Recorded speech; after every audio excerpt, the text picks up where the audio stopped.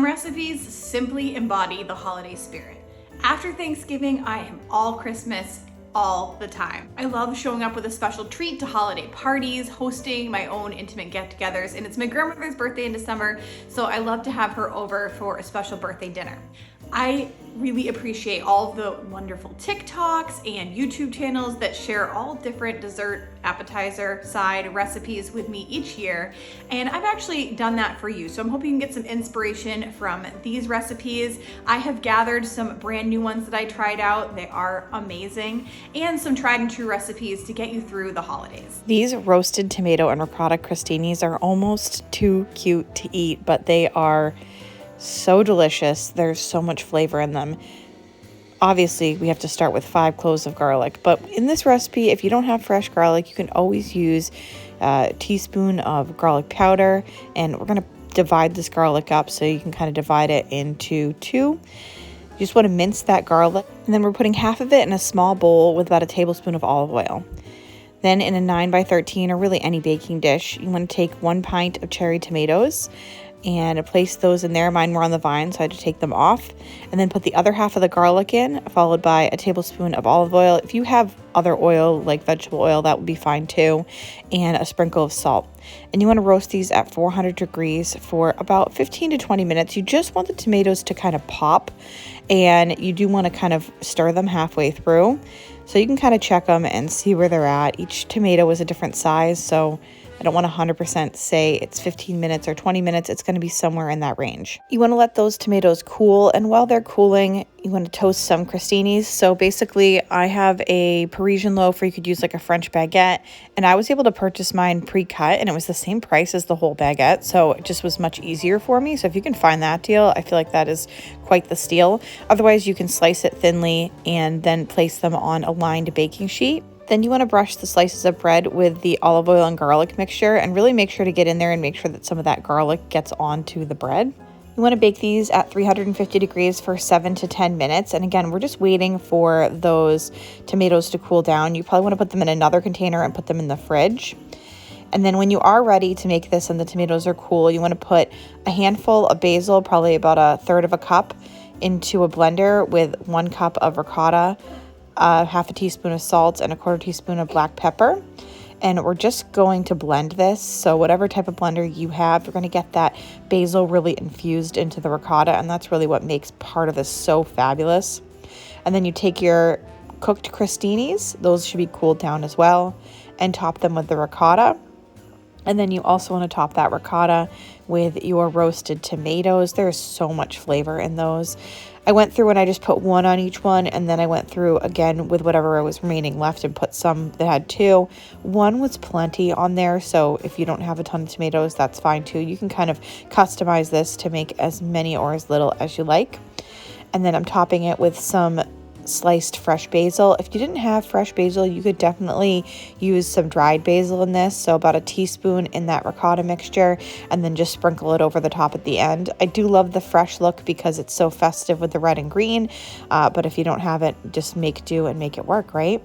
And then we're going to drizzle some balsamic glaze over the top, and I like to buy mine usually at Aldi. They have it this time of year on sale. If you don't have balsamic glaze, I will put a recipe for balsamic glaze down in the description box. It's really simple to make, and all you need is a little bit of sugar and a little bit of balsamic vinegar.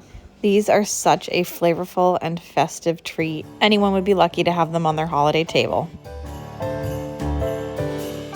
For this next one, we're making an apricot and pecan goat cheese log, and I kind of just made this up on the fly. I had some apricot jam and some goat cheese, so I rolled the goat cheese in the jam and then rolled that in some crushed pecans, and then placed it on a plate with some more of the jam, so it's kind of sitting in a puddle of jam, and then just top that with a little bit of diced parsley or minced parsley, and it gives it that festive look.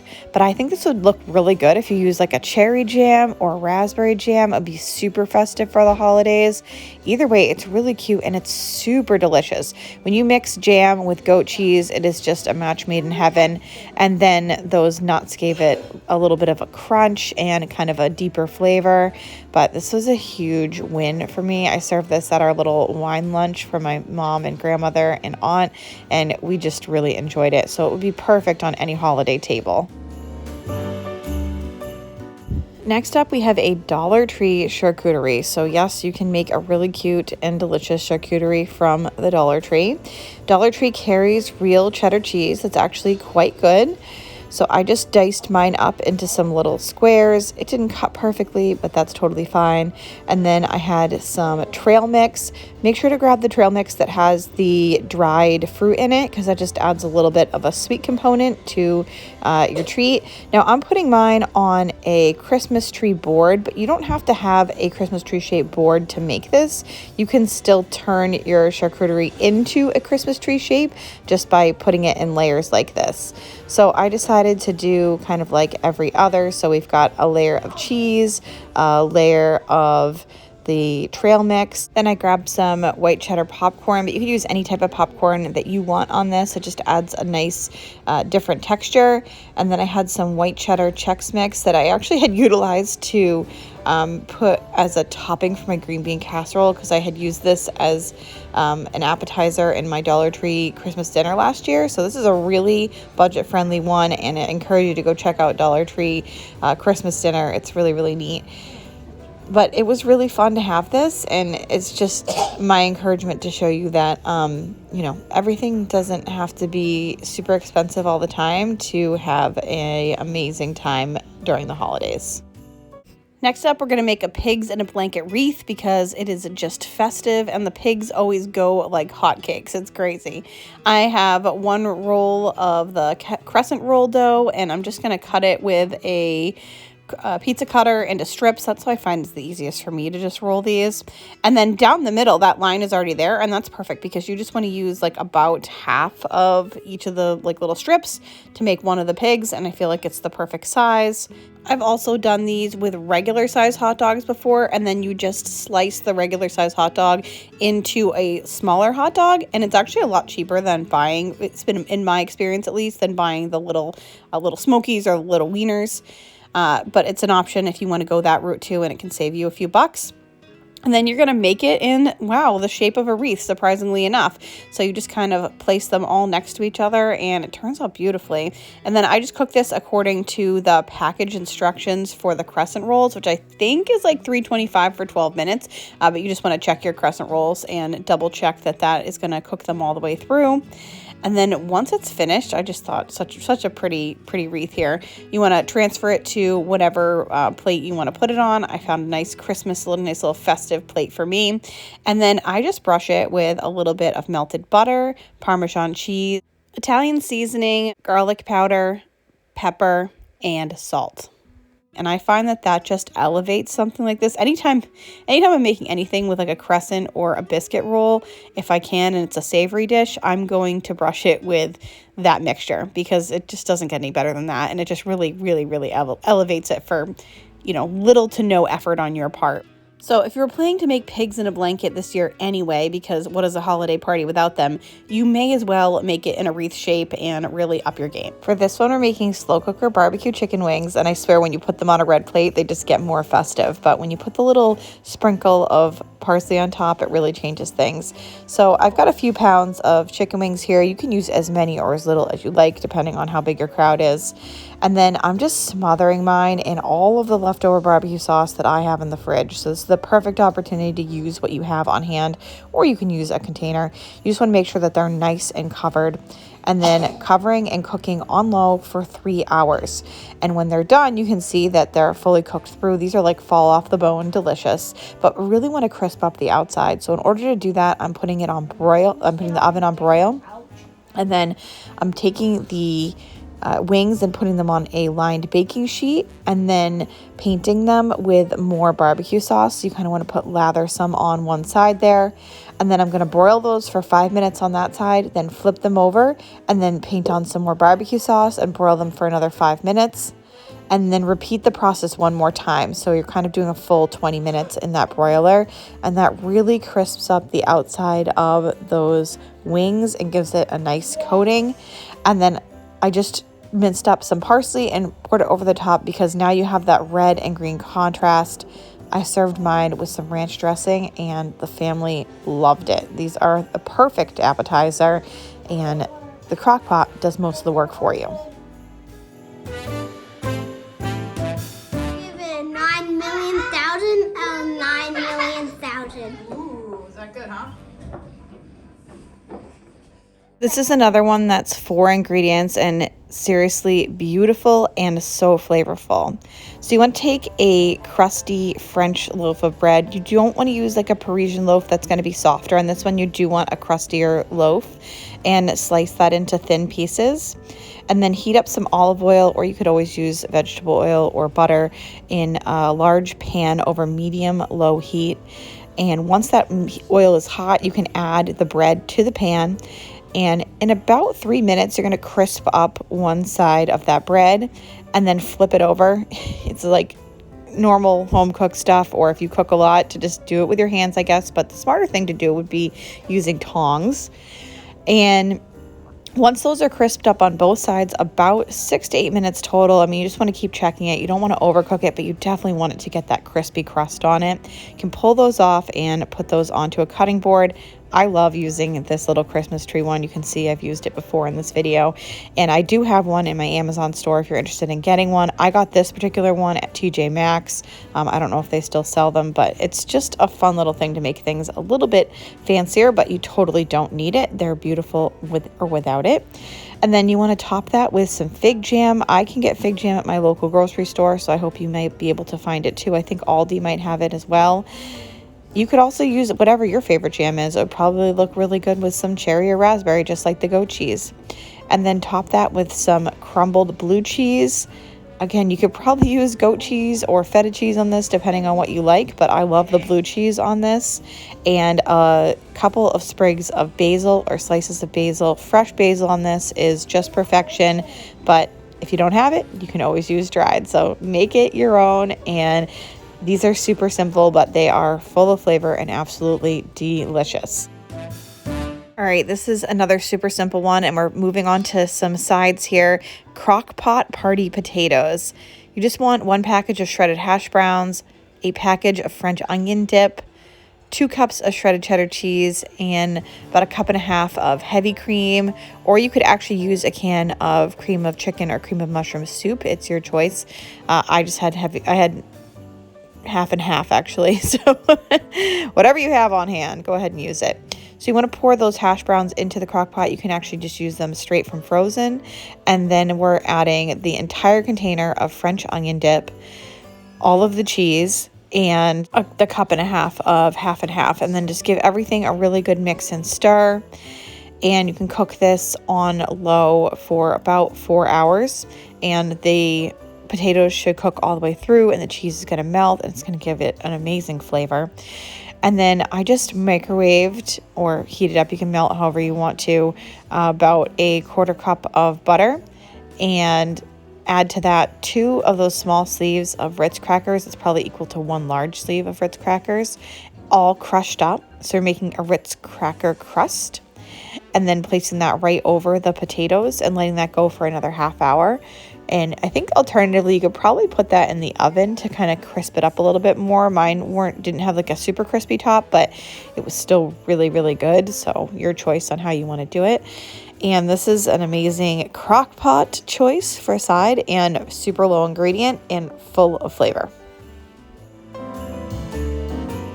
And for a main dish idea, I'm sharing this slow cooker glazed ham because it's a great set it and forget it. All right, we're getting started early because this is an 8-hour crock pot meal. So I got my pajamas on. I'm gonna open up our pork butt. Okay, for this recipe, we're going to trim any excess fat on our pork butt. Then I'm going to make cuts in the ham about 1/2 inch apart and 1/4 inch deep in a diamond shaped pattern. And we're going to place the ham into the slow cooker. And then I'm going to make a sauce. In a bowl, I'm mixing together 3/4 cup light brown sugar, 3/4 cup of honey, 1/2 cup of Dijon mustard, and 1/4 cup of apple juice. And with the apple juice, I actually saved this kid's apple juice because, again, I didn't want to go out and buy anything extra special or that I didn't need to. And I saw the little package of apple juice we probably got at like McDonald's. And I thought, you know what? We'll just use this for the ham. And I set it aside. All right, Betty Crocker says, try this out. Is she still around? Betty? I don't know. God rest her soul.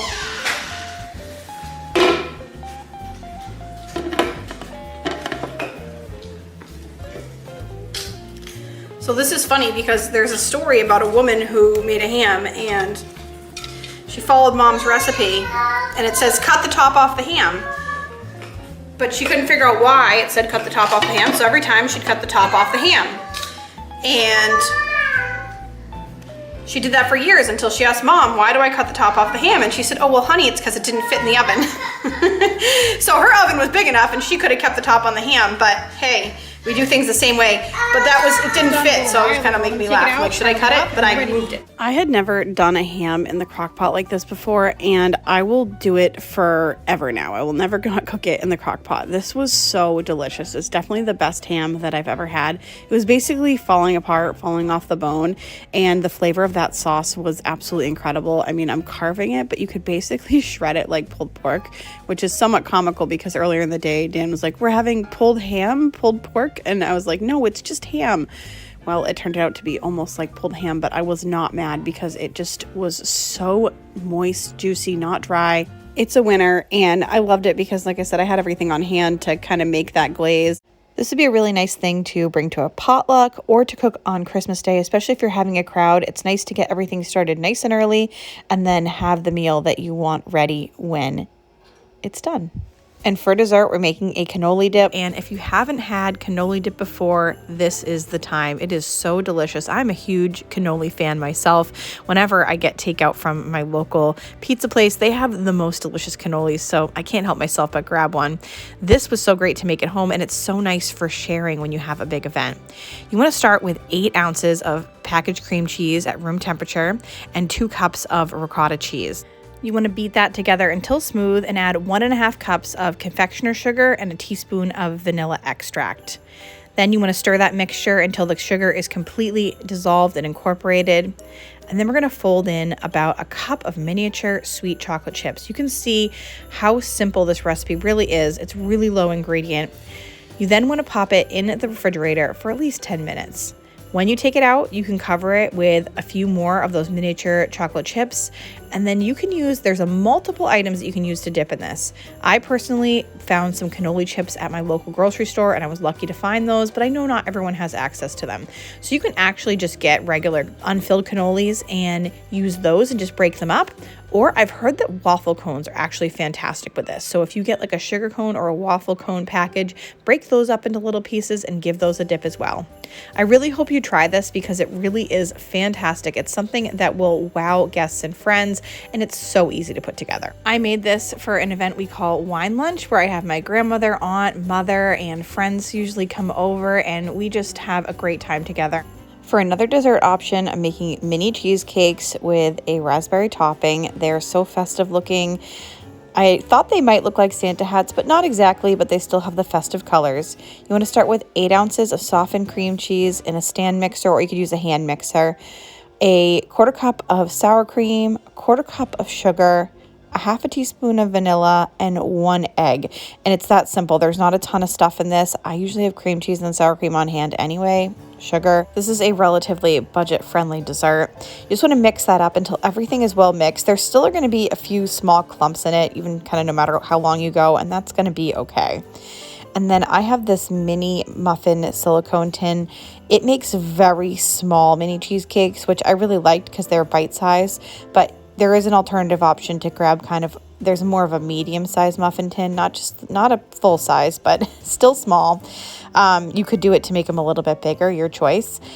I used Nilla wafers as the crust for my mini cheesecakes, and it turned out perfect. I love, love, love that option, and it's super simple because you just place them in the bottom. You do want to grease that muffin tin down and then pour in just to the top the cheesecake mixture. And then you want to bake this at 350 degrees for about 15 to 20 minutes. It's going to depend on your oven. It's going to depend on how big the muffin tins you're using. Mine took about 15 minutes. I don't want them to really get browned on the top. I just want to make sure that they're cooked all the way through. Then you want to make sure that those cool all the way down.